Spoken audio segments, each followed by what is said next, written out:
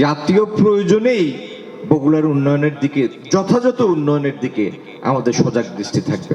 আগামী দিনে এই দেশে শিল্পের প্রসার, অর্থনৈতিক প্রসারের জন্য যে কয়েকটি হাব, অঞ্চল ভিত্তিতে যে কয়েকটি গুরুত্বপূর্ণ জায়গা আমরা মনে করি যে আগামী দিনের অর্থনীতির বিকাশে গুরুত্বপূর্ণ ভূমিকা পালন করবে, তার মধ্যে একটি হচ্ছে যেখানে দাঁড়িয়ে আছে সেই বগুড়া। কারণ বগুড়া লাইট ইঞ্জিনিয়ারিং শিল্পের জন্য বাংলাদেশে আগামী দিনে একটা পথিকৃতে পরিণত হবে, এ বিষয়ে আমাদের কোনো সন্দেহ নাই। এবং এই জিনিসটাকে ফ্যাসিলিটেট করার জন্য এই সরকার বিভিন্ন মুখী পরিকল্পনা করেছে। আগামী দিনে ইতিমধ্যে বগুড়ায় যে বেসিকটি আছে সেটি পরিপূর্ণ হয়ে গিয়েছে। আমরা যতটুকু জরিপ করেছি তাতে এখানে ক্ষুদ্র মধ্যম পর্যায়ের শিল্পের বা শিল্প উদ্যোক্তাদের একটি বিরাট চাহিদা রয়েছে।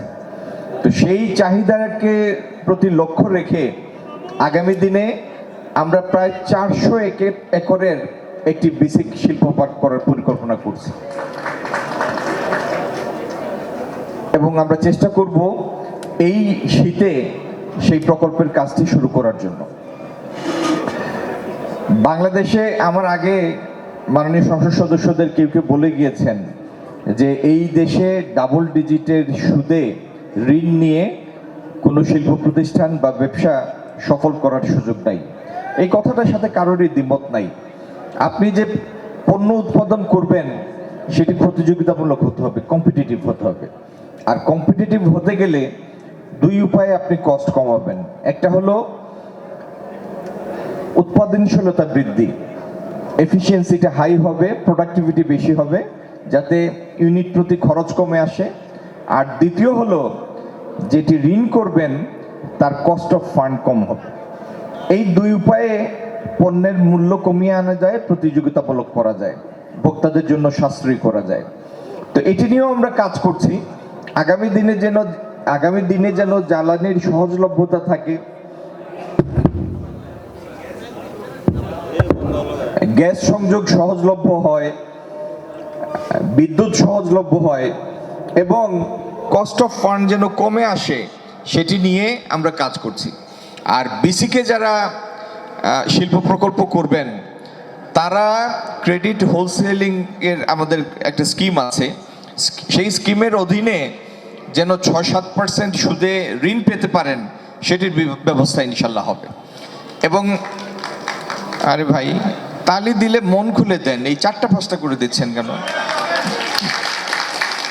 এই শিল্প পার্ক যখন হবে আমরা শুধু পার্কটা ডেভেলপ করে ছেড়ে দিব না, এইখানে যেন কারিগরি প্রশিক্ষণের ব্যবস্থা হয়, এটির সাথে যেন একটা স্কিল ম্যান পাওয়ার বেস আমরা ডেভেলপ করতে পারি এবং কোন কোন শিল্প প্রকল্প করবেন সেটির জন্য আমরা তথ্য এবং কারিগরি সহায়তার ব্যবস্থা করব, যাতে এই শিল্প প্রতিষ্ঠানগুলি সাস্টেইনেবল হয়, আবার 1 বছর 2 বছর পরে পথ হারিয়ে না বসে সাস্টেইনেবল হয়, সেটি নিশ্চিত করে এখানে শিল্প প্রকল্পের ব্যবস্থা হবে।